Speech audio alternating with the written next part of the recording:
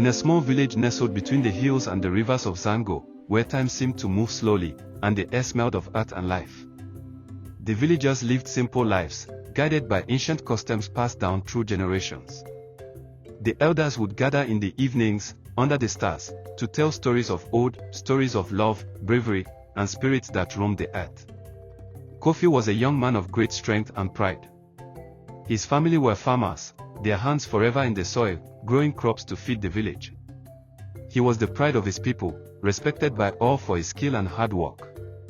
Amora, on the other hand, was the daughter of the village chief, a woman of grace, beauty, and elegance, raised to be a leader one day. But in a village like this, there were rules. And the rules were clear: people from different castes didn't mix, especially not in love. Every year, the village held a harvest festival, where families would come together to celebrate the fruits of their labor, dance under the moonlight, and give thanks to the spirits that watched over them. The festival was a time for unity, for laughter, and, for many, perhaps a little romance. Kofi had always attended, but this year was different. He was walking through the crowd when his eyes met hers. Amora was standing by the fire, her golden necklace glinting in the flames' glow. There was something about the way she moved, so confident, yet serene, like she carried the weight of the world on her shoulders, but never let it show. Kofi was drawn to her, and for reasons he couldn't explain, he found himself walking over to her. At first, they spoke only in glances and half words. But soon enough, they began to talk. And with each conversation, their bond deepened.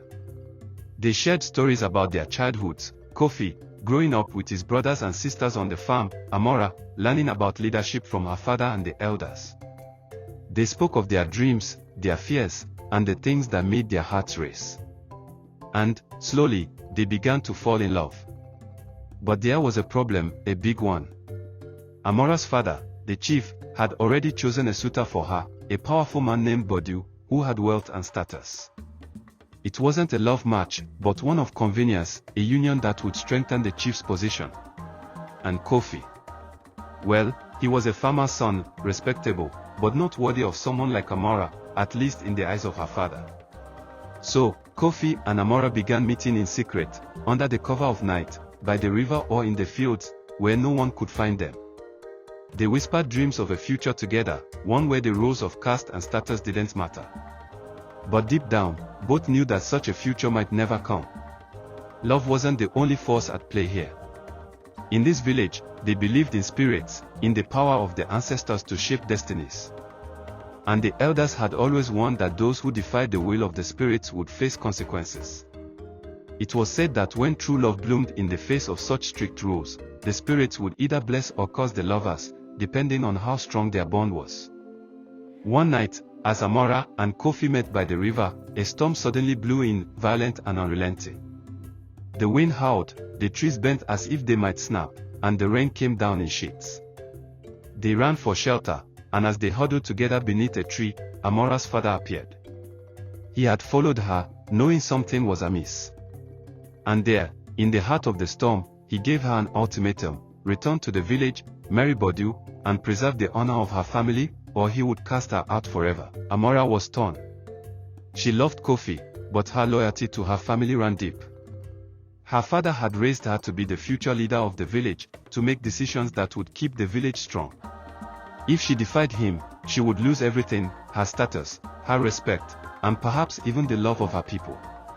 Kofi, on the other hand, knew the consequences of defying the chief. His own family could suffer, and he couldn't bear to see Amora torn apart like this. He asked her to choose, not between him and her family, but between duty and love. In that moment, something strange happened. The storm grew even fiercer, as though the spirits themselves were watching. Amora's heart raced, and for a moment, she seemed to be caught between two worlds. But then, she made her choice. Amora chose Kofi. She decided that love, true love, was worth the sacrifice. But their love story didn't end there. As they fled the village together, the storms continued to rage, as if nature itself was testing their commitment. They traveled through forests, crossed rivers, and endured hardships, but the bond between them grew stronger with each step. However, fate is rarely kind. The chief, in his fury, sent warriors after them. The couple was forced to hide in caves, to travel by night, always on the run. And just when they thought they might find a safe haven, tragedy struck. Amora, weakened by the journey and her fear, fell ill. Amora's illness grew worse with each passing day, and despite Kofi's best efforts, the spirits didn't seem to favor them anymore.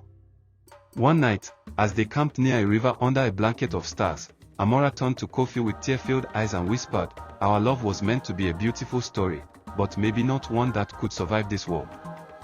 She passed away in Kofi's arms, with a final smile on her lips, her hand in his. It was a heart-wrenching moment, a love story cut short by fate, tradition, and forces beyond their control.